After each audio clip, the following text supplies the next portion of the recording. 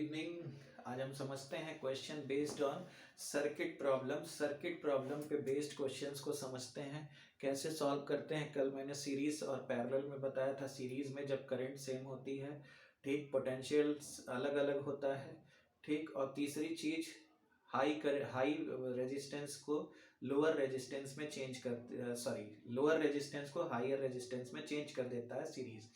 Parallel में क्या होता है, पैरेलल में करंट डिफरेंट होती है, पोटेंशियल सेम होता है और हाई रेजिस्टेंस चेंज हो जाता है लोअर रेजिस्टेंस में।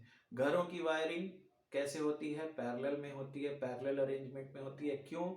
उसके पीछे रीजन है, अगर हम एक ही तरफ से सारे करंट को फ्लो करा दें, अगर हम एक ही वायर से, मतलब एक ही कनेक्शन देके सारा करंट फ्लो करा दें, तो जितने भी एप्लियंस होंगे उसमें ये पूरी करंट एक ही साथ चली जाएगी, जिससे बहुत जल्दी शॉर्ट सर्किट होने के चांसेस हो जाएंगे। इसीलिए करंट का बंटवारा कर देते हैं पैरेलल करके, क्योंकि एक ही इंस्ट्रूमेंट, एक ही जगह पे पूरा पूरा लोड करंट का ना जाए। अगर एक ही जगह पे करंट का पूरा पूरा लोड जाएगा तो हमारे एप्लियंस खराब हो सकते हैं शॉर्ट सर्किट के थ्रू।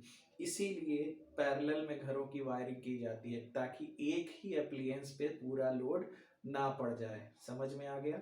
ये था कि पैरेलल में क्यों हम घरों की वायरिंग करते हैं, यानी घरों की वायरिंग हमेशा पैरेलल अरेंजमेंट में होगी। चलिए, कुछ क्वेश्चंस हैं सर्किट्स पे, कुछ क्वेश्चंस कराते हैं। ये क्वेश्चन दिया हुआ है,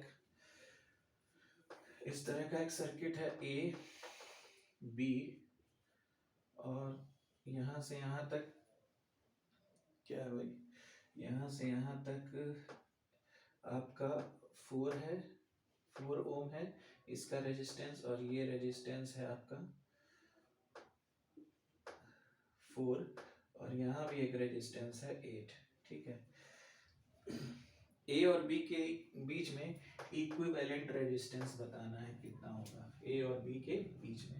तो देखो, सुनो, करंट यहाँ से जाएगी, करंट बढ़ रही है भाई साहब, यहाँ I1 गई तो इधर I2 जाएगी, यही आएगी, यहाँ से I1 गई, फिर यहाँ से I2 आएगी ही आएगी, यहाँ आके मिल जाएंगे दोनों, ठीक है।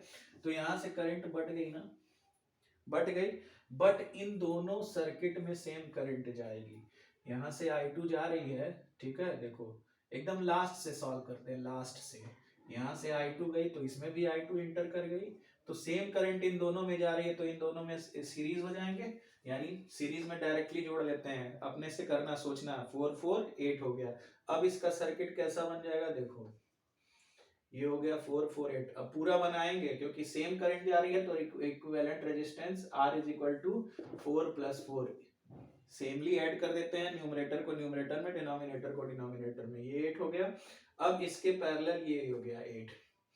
अब यहाँ से करंट फ्लो करेगी तो एक इधर बटेगी, I2 इसमें जा ही रही है तो इसमें 8 है, इसमें I1 जा रहा है, इसमें I2 जा रहा है। अब दोनों में अलग अलग करंट जा रही है, तो 1/R इज इक्वल टू 1/8 + 1/8, यानी 2/8 1/4। ये आ जाएगा कितना, R इज इक्वल टू 4 ओम। ये आ गया R इज इक्वल टू 4 ओम, ठीक है। तो इस तरह से सॉल्व करते हैं और सर्किट्स देखते हैं। बहुत ही आसानी से हो जाएगा, प्रैक्टिस करते जाइएगा, क्वेश्चंस कहीं से भी लाइएगा, सब हम सॉल्व कर देंगे। चलिए एक दूसरा क्वेश्चन देखिए भाई। हाँ, ए इस तरह से एक फिगर है,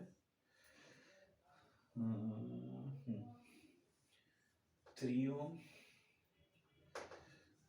3 ओम, किसी बहाने आप लोग ओम ओम कर रहे हैं, भगवान का नाम ले रहे हैं। ये भी 3 ओम, ठीक। यहाँ से करंट गई, यहाँ बटी, यहाँ बटी, I1 यहाँ जाएगी, I2 यहाँ जाएगी, I3। 3 पार्ट में करंट बढ़ गई, ठीक। तो 3 पार्ट में करंट बढ़ गई, एक यहाँ भी कर देते हैं, ठीक। ये 4 ओम कर देते हैं, ये B हो गया, ये हो गया A, ये 10 ओम कर दे रहे हैं, चलो ठीक है। अब ये तीनों में अलग अलग करंट जा रही है, तो अब इसका सर्किट चेंज हो जाएगा, इसका सर्किट चेंज होगा, अलग अलग करंट जा रही है, यानी पैरेलल होंगे दोनों। तीनों पैरेलल होंगे तो 1 बाई यहाँ हो जाएगा r की वैल्यू क्या 1 बाई r की वैल्यू 1/3 प्लस 1/3 प्लस 1/3 यानी कितना आ गया 3/3 यानी 1/r is equal to 3/3 cut गया तो r की वैल्यू आ गई 1 ओम। अब देखो यहाँ पे अब इसका सर्किट कैसा हो गया ये 1 ओम हो गया तीनों मिल के 1 ओम हो गया और इसके बाद सीरीज 10 ओम का ये सीरीज A to B जाना है। अब ये दोनों में सेम करंट फ्लो करेगी 1 ओम में और 10 ओम में तो कितना हो गया R is equal to 1 plus 10 यानी 11 ओम। ठीक है चलो नेक्स्ट क्वेश्चन।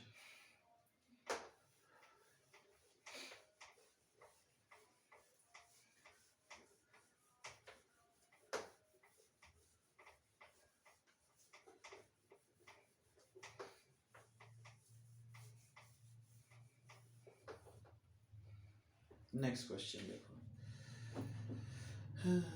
62251